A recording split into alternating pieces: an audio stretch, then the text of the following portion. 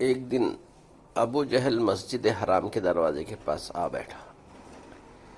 پیغمبر صلی اللہ علیہ وسلم مسجد سے باہر تشریف لائے تو اپنا ہاتھ آستین سے باہر لایا، کہنے لگا، یا محمد صلی اللہ علیہ وسلم، میری مٹھی میں کیا ہے؟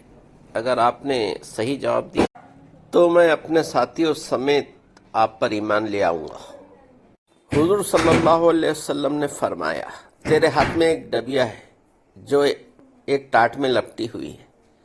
اس ڈبیا کے اندر 3 موتی ہیں، ان میں سے ایک سوراخ شدہ ہے، دوسرا آدھا سوراخ شدہ ہے اور تیسرا بغیر سوراخ کے ہے۔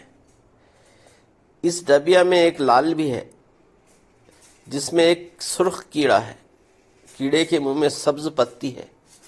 ابو جہل کہنے لگا، یہ سب تو ٹھیک ہے، لیکن سرخ کیڑے اور سبز پتی کا علم کیسے ہوا؟ آپ صلی اللہ علیہ وسلم نے فرمایا، لال کو توڑ کر معلوم ہو جائے گا۔ ابو جہل کہنے لگا کہ یہ میں قیمتی لال کیسے توڑوں؟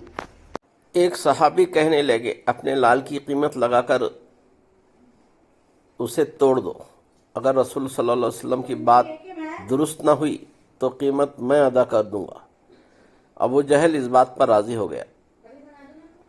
جب لال توڑا گیا تو سب نے دیکھا کہ اس میں ایک چھوٹا سا سرخ کیڑا منہ میں سبز پتی لیے ہوئے موجود تھا۔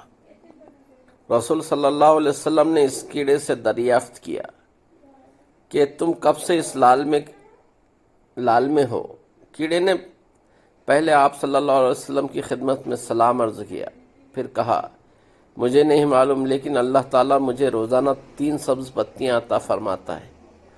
آپ صلی اللہ علیہ وسلم نے فرمایا، تیرا ذکر اور تسبیح کیا ہے؟ کیڑا کہنے لگا، خدا نے مجھے روزانہ 10 مرتبہ آپ صلی اللہ علیہ وسلم پر درود بھیجنے کا حکم دیا ہے، جس کی برکت سے وہ مجھے روزی دیتا ہے۔